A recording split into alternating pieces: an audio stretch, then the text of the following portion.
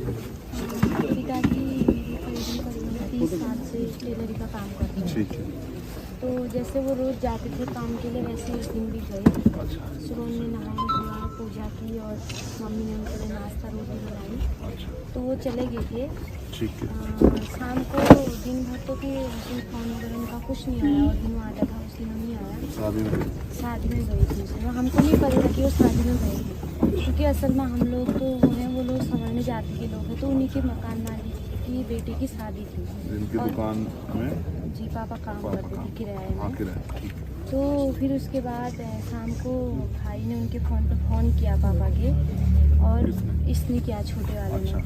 तो एक व्यक्ति ने फ़ोन उठाया और उसने कहा भी तेरे पापा बारात में व्यस्त हैं, हम कल सुबह घर भेज देंगे। अच्छा, कौन था वो आदमी? अभी तो उसका नाम पता चला है, हरीश है वो, कोई ये बजाने वाला, वो भी उसी शादी में शामिल हुआ था। तो उसने फ़ोन उठाया हमारा और उसने ऐसा कहा। उसने क्यों उठाया? पता क्या बाद में वो फ़ोन कह रहा था कि मेरे पास था तुम्हारे पापा का फ़ोन, ऐसा उसका कहना था। अच्छा, ठीक है। तो फिर उसके बाद कोई बात नहीं हुई रात को। हमने सोचा ठीक ही है, फिर पापा बारात में है, मम्मी ने कोई फ़ोन वगैरह नहीं किया। फिर दूसरे दिन सुबह उनका फ़ोन आया। रात की बारात? रात के बाद नहीं आया। फिर उसके नहीं, बाद रात की बारात थी दिन की? रात दिन की थी बारात, तो शाम को आ गई थी, 7 बजे पहुंच गई थी बारात वहाँ उनकी वापस। अच्छा, दुल्हन की ओर से दूल्हे के घर में 7 बजे बारात पहुंच। ठीक है। तो फिर उसके बाद दूसरे दिन फ़ोन आया मम्मी के लिए कि तुम्हारे पति की तबीयत खराब हुई है, बेहोश पड़े हुए हैं। ये किसने किया फोन? ये भी कोई राजू चंदियाल उसका नाम है, उसने फ़ोन किया और कहा कि हम इनको लोहाघाट ले जा रहे हैं, तुम सेवा पानी करने आओ। अच्छा। तो फिर यहाँ से मम्मी गई और वहाँ से भाई भी, दोनों हॉस्पिटल में पहुँचे, लोहाघाट के सरकारी हॉस्पिटल में। ठीक है। लेकिन वहाँ पिताजी के साथ कोई नहीं था गार्जियन के रूप में। अच्छा। असल में वो सरकारी हॉस्पिटल है और वहाँ उनकी अच्छी तरह देख रेख भी नहीं हुई थी। बिल्कुल उनको फर्श में लेटाया था और बिल्कुल नग्न अवस्था में थे पापा वहाँ पर। उनके साथ न कोई डॉक्टर न कोई नर्स, हालांकि वो सरकारी हॉस्पिटल। रगड़ना तो तब होता है जब आदमी को घसीटा जाता है, गिरेगा तो चोट लगेगी, ठीक है। और अगर रगड़ा जाएगा तो वो खींचने पर हो सकता है, ऐसा मैंने उनसे कहा। फिर उसके बाद इधर टनकपुर से आगे की ओर पिताजी की तबीयत ज़्यादा ही खराब हो रही थी।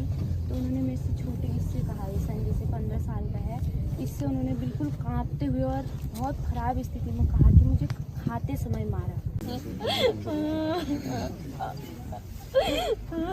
चुप हो जाओ बच्चे,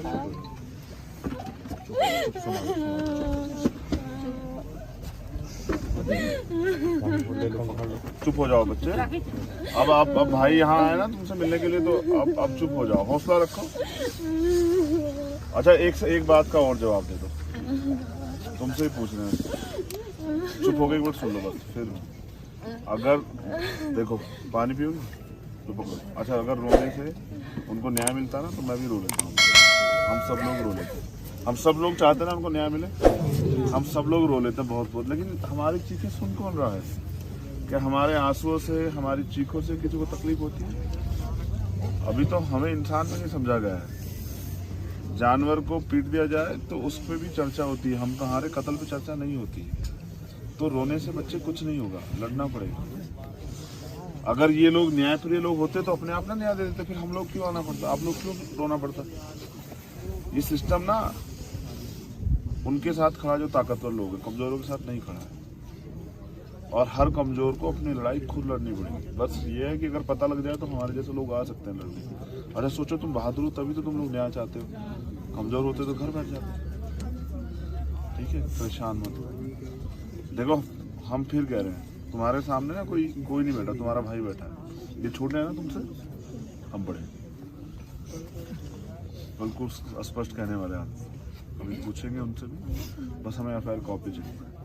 हम लोग पूछेंगे वो क्या कर रहे हैं, और हम इतने हल्के नहीं है कि उनके आगे गिड़गिड़ाने वाले हैं। हम में तो दम है, ठीक है ना। हम इनको भी नकेल गिर देंगे। जो अधिकारी कर्मचारी है ना, इनको भी नकेल गिर देंगे। हमसे बहुत कुछ आता है, हम वकील भी हैं। अभी सत्ता के दम पे सब चीजें कर रहे हैं, लेकिन हमें पता है ना कॉन्स्टिट्यूशन ने कितनी पावर दी है। ये देश का संविधान जो है ना, हमें ताकत देता है। और फिर सब चीजें इन पे सेक्शन 4 का मुकदमा दर्ज करके ना, इनकी नौकरी खा जाऊंगा, इनको भेजूंगा जेल। अभी आने दो। क्या तो मैं तुम लोगों से मिलने, क्योंकि ना देखो कौन क्या कहता है फर्क नहीं पड़ता, आप क्या कहते हो, आपको क्या महसूस ये जानना जरूरी है। जो आप कहते हो ना वो लिखना पड़ेगा, उसके हिसाब से कार्रवाई करनी पड़ेगी। कौन क्या कहता है इससे भी कुछ फर्क पड़ता है। ठीक है, मेरी यहाँ के कई अधिकारियों से बात हुई, मैं तो सिर्फ आज आपका पक्ष जानने के लिए आया। जो हमारी टीम यहाँ आकाश जी और तमाम लोग चाहते थे गोविंद जी कि भाई आपको आना चाहिए। उनका कहना है कि पिछले 3 महीने में 27 से 28 30 मामले ऐसे हो गए पूरे पहाड़ में जहाँ ये चल रहा है, और अगर हम लोग नहीं लड़ेंगे तो ये बढ़ता जाएगा।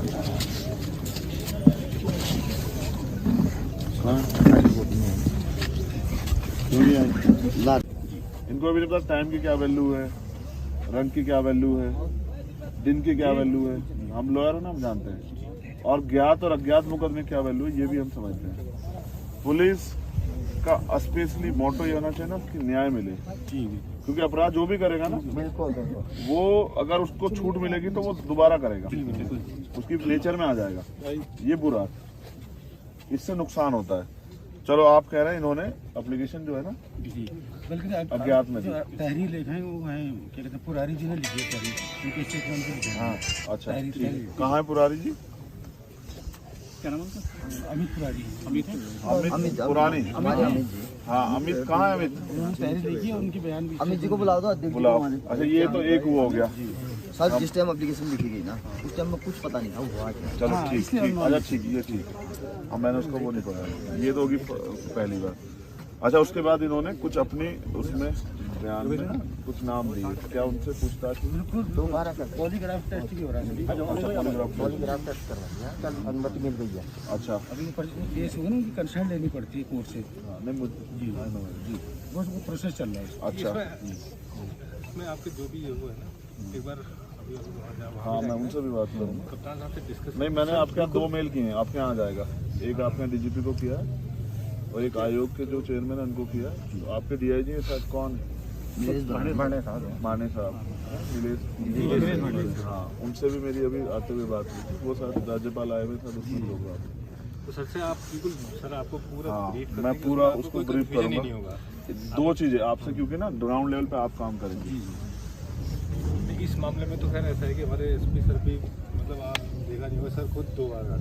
कौन है? क्योंकि सुप्रीम कोर्ट की ये रूलिंग आ गई है कि SC/ST एक्ट में गिरफ्तारी होनी चाहिए, मुकदमा में लिखा जाना चाहिए, गिरफ्तारी होनी चाहिए, उसके बाद सब चीजें होंगी। क्योंकि अगर अपराधी बाहर रहेगा ना तो वो एविडेंस टेम्परिंग करने का काम करेगा, पीड़ित परिवार पे दबाव बनाने का काम करेगा, उनको डराने का काम करेगा। हम उस पर लीगली लड़ सकते हैं, और फिर अगर ये नहीं करते ना तो इन पर भी सेक्शन 4 का मुकदमा दर्ज करा के अगर ये शेड्यूल कास्ट के नहीं तो इनको बता सकते हैं कि कॉन्स्टिट्यूशन कितनी पावर देता है। ठीक है, न्याय को कोई नहीं प्रभावित कर सकता है। मैं तो इसको ना मैं यहाँ वहाँ से यहाँ आने से पहले ना पूरा सुप्रीम कोर्ट सब चीज़ों करके अभी तो मैं इसको वहाँ लेके जाऊँगा दिल्ली। मैं बताऊँगा कास्ट एट्रोसिटी किसे कहते हैं। ठीक है, आपने क्या क्या अभी जांच पड़ताल में हो क्या, जैसे बता रहे हैं कि भाई उनका फ़ोन आया वो, और अस्पताल में जो है ना विदाउट क्लोथ से सब चीज़ें, इसकी क्या जांच की, कौन लेके गया, कैसे क्या? इसमें इन्वेस्टिगेशन क्योंकि ये तो आपने की होगी, ये एसपी साहब नहीं करते हैं। जी साहब हैं। हाँ बताइए क्या क्वेश्चन है सर? मेरा क्वेश्चन ये है कि वो उनका फोन किसी और के पास कैसे पहुंचा? हाँ वो बारात छोलिया बारात जो है ना 7 बजे घर आ गई, वो क्यों नहीं आएगा? ऐसा क्या हुआ वहाँ कि हम लोग क्राइम सीन पे गए? आप क्राइम सीन पे गए और सर हमने कुछ वीडियो कलेक्ट कर रखे हैं एविडेंस के तौर पर, पिक्चर हैं जिनमें उनकी वीडियो हैं जिसमें वो डांस कर रहे हैं, और जिसके पास उनका मोबाइल गया था और उससे पूछताछ करी तो उससे हमने पूछा कि तुम्हारे पास मोबाइल तुम्हारे पास कैसे है, तो उन्हें ये बताया कि ये मैं जानता हूँ इनको,